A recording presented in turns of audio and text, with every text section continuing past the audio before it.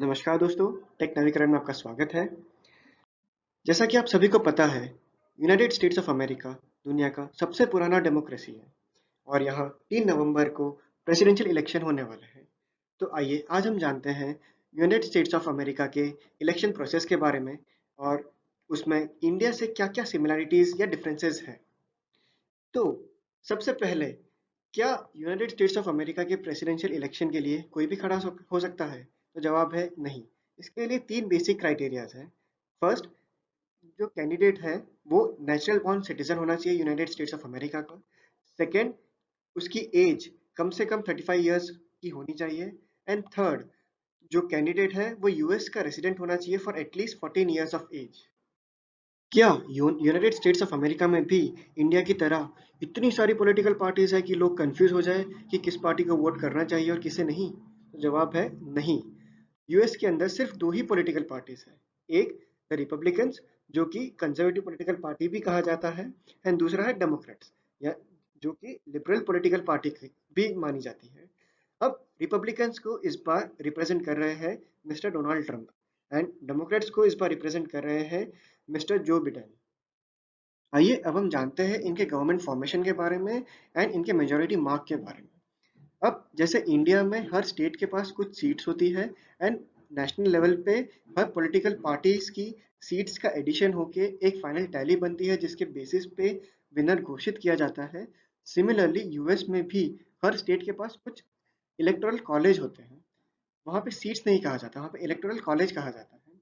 अब इन electoral college के addition के बेसिस पे एक फाइनल टैली बनती है जिसके बेसिस पे जो विनर है वो फाइनलाइज होता है। अब जैसे फॉर एग्जांपल कैलिफोर्निया, अब कैलिफोर्निया के पास 55 इलेक्टोरल कॉलेज है। ठीक है, सिमिलरली अदर स्टेट्स के पास वहाँ पे टोटल 50 स्टेट्स है एंड इन सारे स्टेट्स का जो एडिशन होता है वो है 538। इस 538 में से अब उन्हें 50% सीट्स चाहिए होती है for forming the majority and forming the government. ये 50% है 270। अब ये 538 कैसे डिवाइडेड है?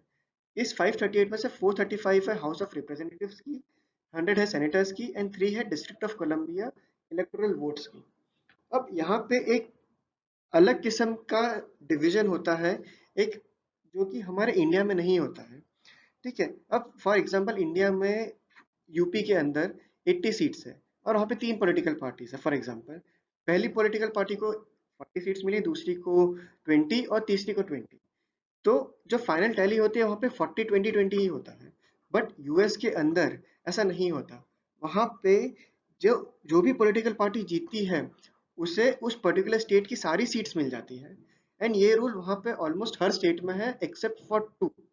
ठीक है, यानी अगर कैलिफोर्निया के अंदर एक पार्टी ने 45 सीट्स जीती और दूसरी ने 10 सीट जीती, तो जो टोटल 55 सीट्स है वो जो विनर है उसी को चली जाएगी। तो ये काफी अलग तरीके की सीट डिस्ट्रीब्यूशन है वहाँ पे। ये तो बात हो गई गवर्नमेंट फॉर्मेशन के बारे में। अब जानते हैं कि वहाँ पे वोटिंग के राइट्स किस किस के पास होते हैं।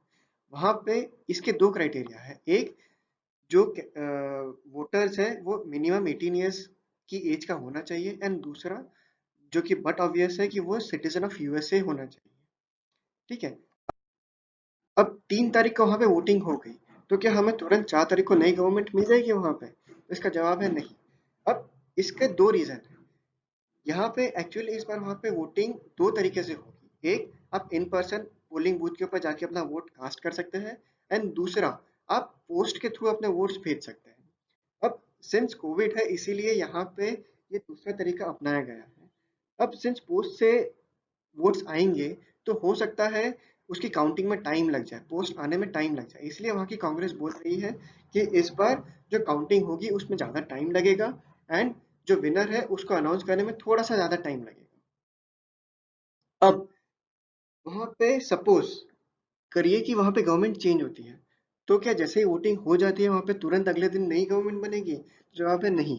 यूएस के अंदर एक फिक्स डेट है 28 जनवरी, जिसे हम इनॉग्रेशन डेट भी कहते हैं। इसी दिन वहाँ पे नई गवर्नमेंट फॉर्म होती है। तो ये इसलिए है ताकि अगर वहाँ पे गवर्नमेंट चेंज होती है तो जो नई गवर्नमेंट बना रहा है वो अपना कैबिनेट फॉर्म कर सके और अपने जो पोर्टफोलियोज है वो अकॉर्डिंगली डिवाइड कर सके। तो इसीलिए वहाँ पे एक गैप दिया जाता है वोटिंग के टाइम से और गवर्नमेंट फॉर्मेशन के बीच में। तो ये था आज का हमारा यूएस इलेक्शन के ऊपर एक ब्रीफ।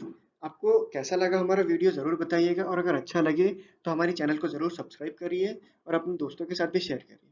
धन्यवाद।